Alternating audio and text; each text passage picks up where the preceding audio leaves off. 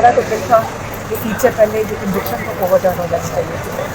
इतना ठीक है, इतना लंबा खींच रहे हैं, वो समझें कि तसल्ली से कर लें। जजेस तो ये कह रहे थे आजकल तसल्ली से कर लें, कितनी तसल्लियाँ कर चुके हैं, हमें पूरा केस रख दे और इतनी और इन्होंने तसल्लियाँ कर ली। इसको सिर्फ खींच रहे हैं और कुछ नहीं कर रहे। इसके अंदर रह क्या गया, अब तो हमें कॉमा और फुल स्टॉप भी पता चल गया किधर है। अब और कितना सुनना है, अगर इंसाफ मिलते हुए भी इतना वक्त लगना है। इनकी कन्विक्शन इमरान खान की शामिल उनकी ओवरटर्न होनी चाहिए।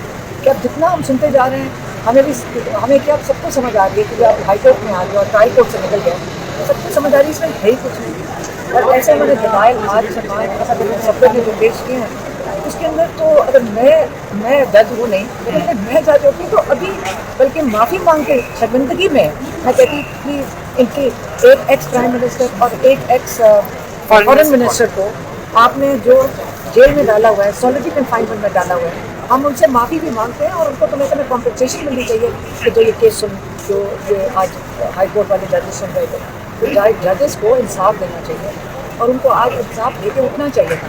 तो अब इंतज़ार करेंगे, अब क्या करें, 16 तक के लिए जो खुला जाता है वही है। सेहत बेहतर नहीं है, इन्होंने चेकअप किया है सर। पहले तो ये बताइएगा कि अब उनकी तबीयत कैसी है? अभी तो माशाल्लाह उनकी तबीयत ठीक थी।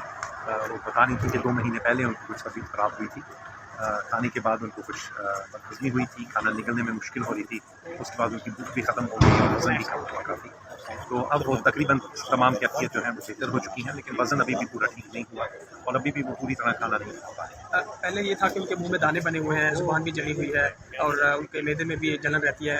वो उस हवाले से थोड़ा मैदे में अभी भी जलन है थोड़ी सी उनकी, लेकिन मुंह में तो कोई दाने नहीं है, ना चाहते हैं इस वक्त। जैसे मैंने कहा 2 महीने पहले अगर ऐसे था तो उस वक्त मैंने नहीं देखा, तो मैं कह नहीं सकता कि उस वक्त क्या क्या थी, बट अभी माशाल्लाह वो बहुत बेहतर है। अच्छा, एक दी गई है खाने में, किस हवाले से थोड़ा बताइए?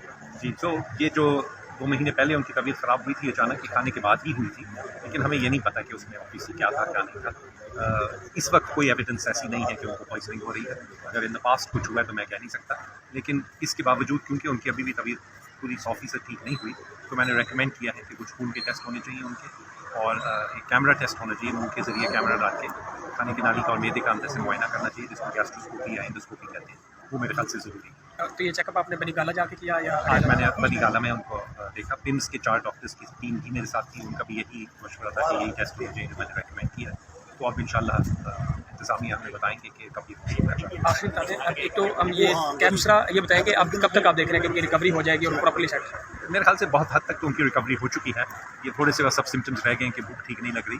एंडोस्कोपी करके हम देख भी लेंगे कि अंदर कोई ज़ख्म या ऐसी कोई चीज़ ना बनी हो, अल्सर वगैरह ना हो, तेज़ाबियत की वजह से ना हो, जो मैदे में अपनी तेज़ाबियत होती है, और उसके बाद उसके मुताबिक फिर हम अप्रोप्रिएट मेडिकेशन या दवाई दे सकते हैं। तो इंशाल्लाह उससे ठीक हो जाएगा। Thank you so much.